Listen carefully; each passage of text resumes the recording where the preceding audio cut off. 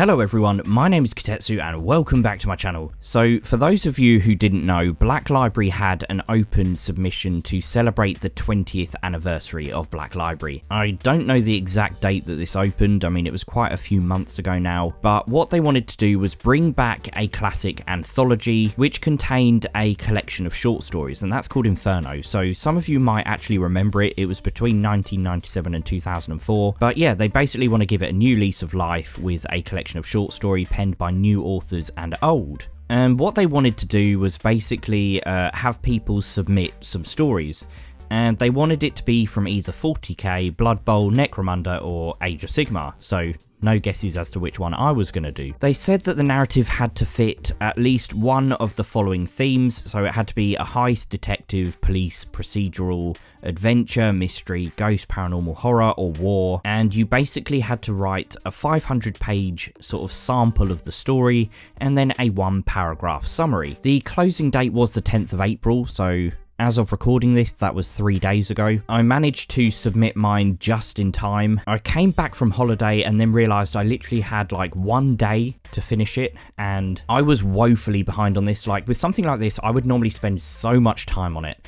And I'd already put so much thought into ideas, and to be honest, the story I ended up coming up with was totally different to what I started with. Initially, it was going to be about a new settlement being established in Gairan by the Freeguild, and although that still slightly features into the story, it's now very much like a back event rather than being in the foreground. Then it was going to be about a band of people from Hammerhal who set out to steal from the Fire Slayers, because I thought that would be quite fun. And eventually I came up with quite a complex story, and I don't know, it's a little bit crazy, it's a little bit complex, but I thought what I'd do just as a special sort of one-off video is read my 1-paragraph summary and then read the sample of the story just to see what you guys think. So the story I came up with was called Affliction of Fates, and here was the overview that I submitted. When Kairos Fateweaver fell into the Well of Eternity, his mind was overcome with a myriad of visions. Some were cryptic and meaningless, even to a mind as remarkable as his own. Others showed him grand futures that he alone could orchestrate.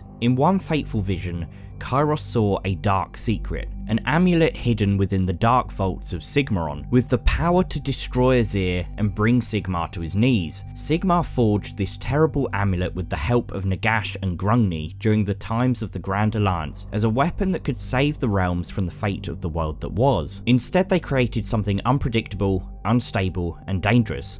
Something that could undo the very magic that holds the realms together. With a grand scheme forming in his mind, Kairos sends the changeling in the guise of Barak the Sage to infiltrate a village in Aqshy before orchestrating its destruction by a tribe of bloodreavers. The devastated Garrett and Edith are the sole survivors of this horrific massacre. Barak tells them that their loved ones can be brought back from the dead with a powerful magical amulet that the God King jealously guards as the source of his immortality.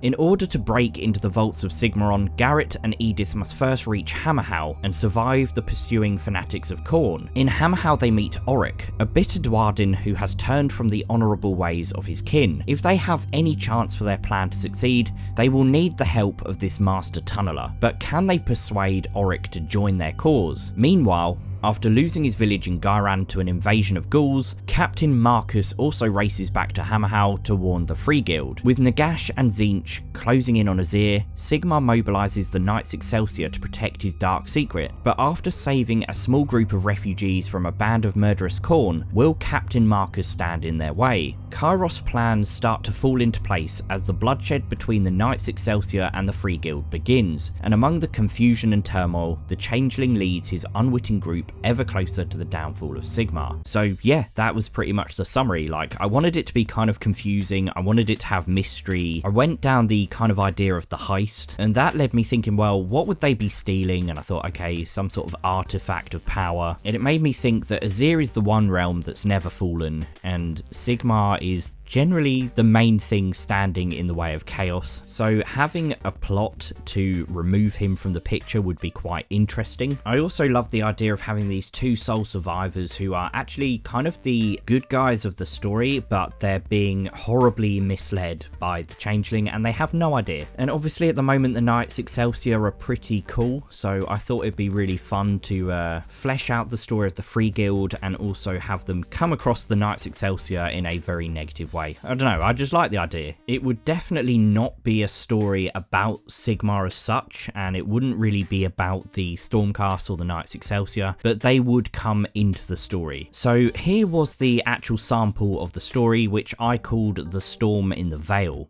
The rain was hammering down. It was unrelenting and oppressive. Small gullies were beginning to eat their way between the larger rocks, and the loose sediment crumbled away with the gushing water. Such downpours were commonplace in Aqshy.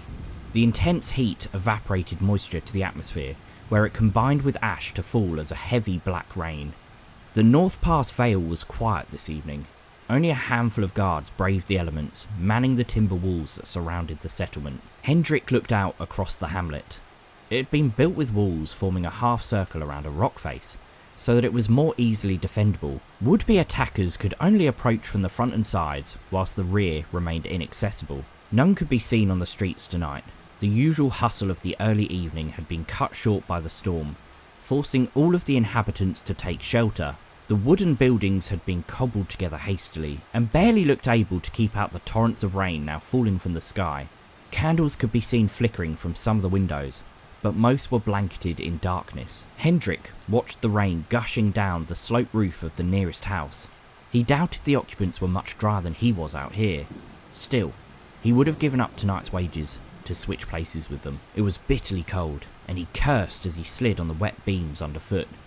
Between the rain and the darkness, Hendrik could barely see a stone's throw beyond the wall. He stood there in misery for a long while. His hands trembled from the pain and cold.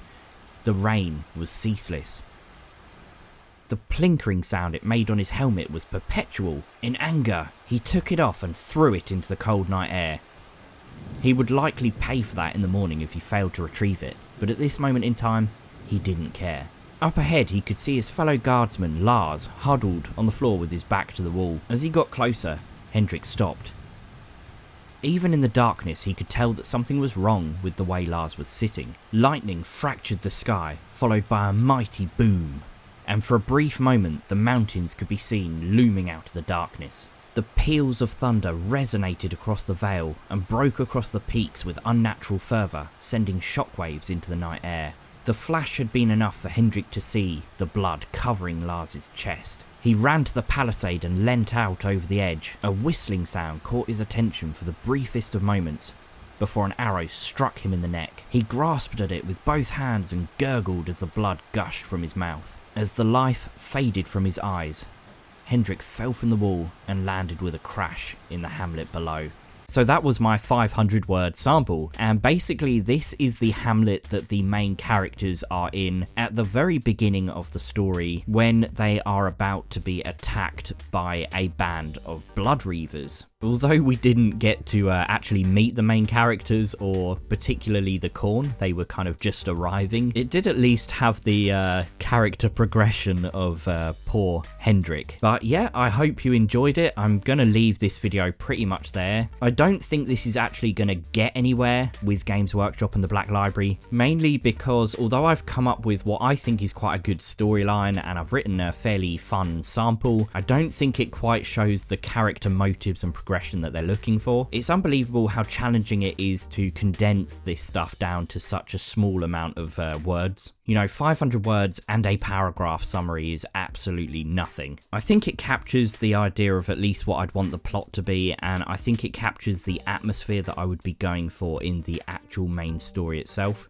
But regardless of whether I get anywhere with it, the most important thing is that I had an enormous amount of fun writing it. I like to think I'm quite a creative person anyway, so any kind of competition where it involves creative writing is very exciting to me, especially when it's Warhammer. Like, I've never actually entered anything like this before, but yeah, as I said, tremendous amount of fun, and I hope you guys enjoyed it. Leave me a comment down below if you did enjoy it, tell me what you thought, and yep, don't forget to like the video if you enjoyed it. Don't forget to subscribe if you're new to my channel. You can support me on Patreon, the link will be in the description, and I will see you guys really soon.